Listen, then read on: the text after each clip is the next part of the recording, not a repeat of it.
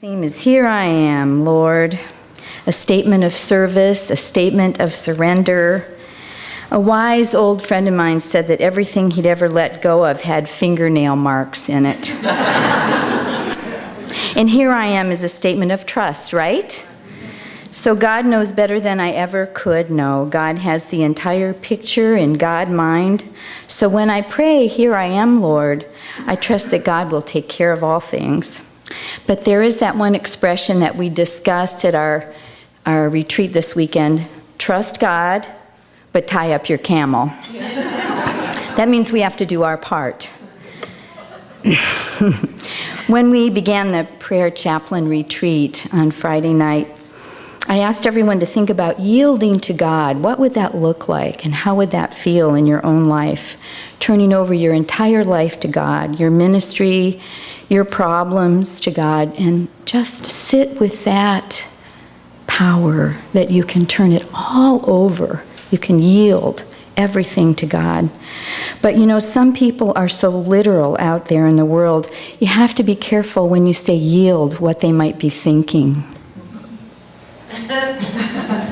Can you see it? Well, there's a guy in front of the yield sign yielding. He dropped his briefcase, and what does it say? Another incredibly liberal person. Literal. Yeah. So the next time you see a yield sign, don't do that, okay? Thank you. In my job as hospice chaplain, I'm sometimes welcome into a person's home, but not every single time. Sometimes the most important staff member is the nurse or the bath aide.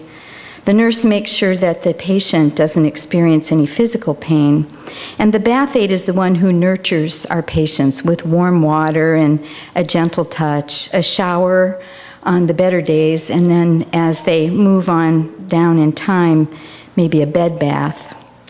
I remember calling on one spouse who was in distress. He said the nurse was dealing with a crisis at another home. The bath aide was sick and unable to come to work, and I called as a member of the team. And as the verse from Isaiah goes, whom shall I send? Well, I was it. Not knowing anything at all about this family and calling for the very first time, I called on the phone and I said, here I am. How can I help? And this was a new family. I'd never met them before. The husband said his wife was no longer talking. She was no longer conscious. And what he wanted more than anything else was that she would feel clean, that in her last hours she would feel clean. So couldn't I get a bath aide? So I asked the scheduler, and it just was impossible. It wasn't going to happen. So I called back, and I said to him, here I am. I will bathe her. Now, did I know anything about bathing a person in bed at the end of life? Not a thing. But was it the right thing to do? Sure, of course it was. So I asked the experts, and they equipped me with what I needed. And all the way to their house, which fortunately was a distance away, I was praying, help me, help me, help me. You know that prayer? Anybody ever do that one? Help me, please help me. Don't let me do anything stupid. Don't let me fall. Don't let me make the water too hot. You know, just help me do the right things. And seriously, I asked God to help me work through it. And the patient's husband, when I got there, was so welcoming, and he was just glad that somebody came, you know. So he watched every move I made to make sure that I was not harming his spouse. And then he talked to me about her and her life and their love and their history. And of course, as she was lying there and being bathed and spoken to and encouraged and prayed for and talked about, she heard everything, which was a lovely thing. So a few hours after I left, she died, which is the ultimate in letting go. She was at peace, she was well loved, and she was clean. I once heard Millard Fuller speak. Maybe you've heard his name.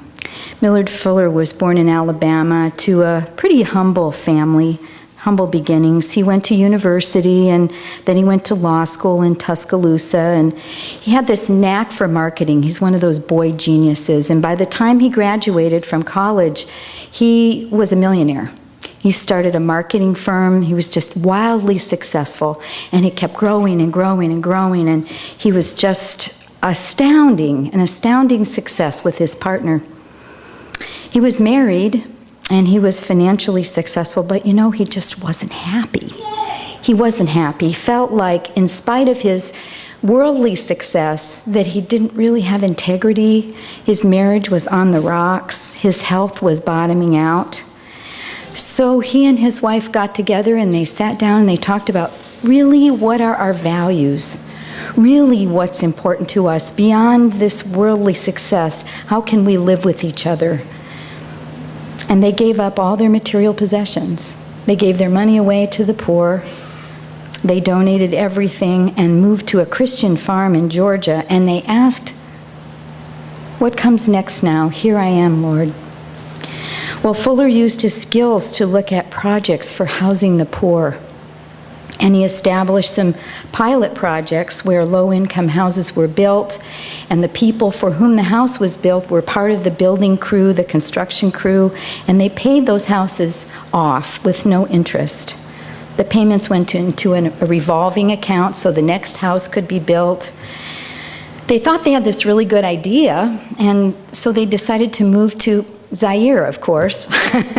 They moved to Africa and took their 4 children, and they said, well, let's pull off a pilot project. Let's see if this can really work. And it did. They returned to America and established Habitat for Humanity International.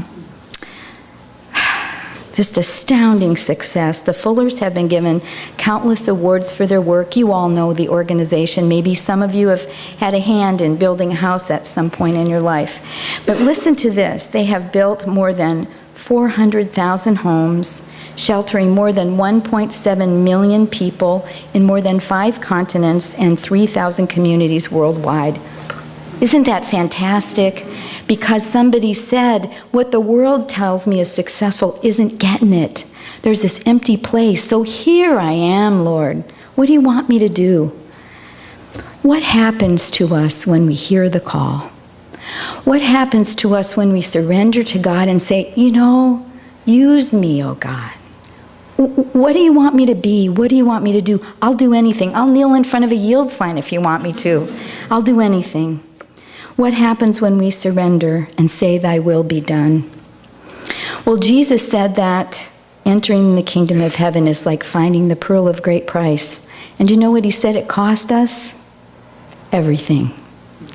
Everything. You have to give it all up to enter the kingdom, like the Fullers did, like Unity's co-founders, Charles and Myrtle Fillmore, who said, we give away everything to God, and we know that we'll get exactly what we need to live. We know we'll get what we need. When they surrendered, they were all seeking heaven, to be aligned with divine will, the bigger plan, and a deeper peace. And how many people in this room want that? Don't you? Don't you? So in this very room this morning, we have some spiritual pilgrims who have sung and prayed and affirmed, here I am, Lord. And as far as I know, none of them are millionaires yet.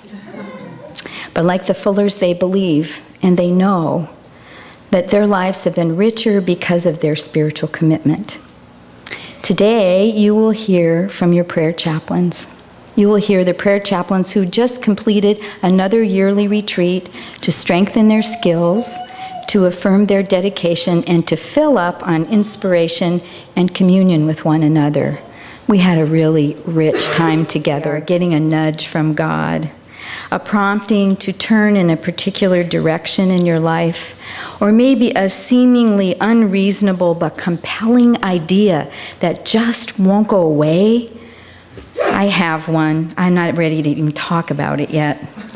But this may be a sign that the divine within us is calling.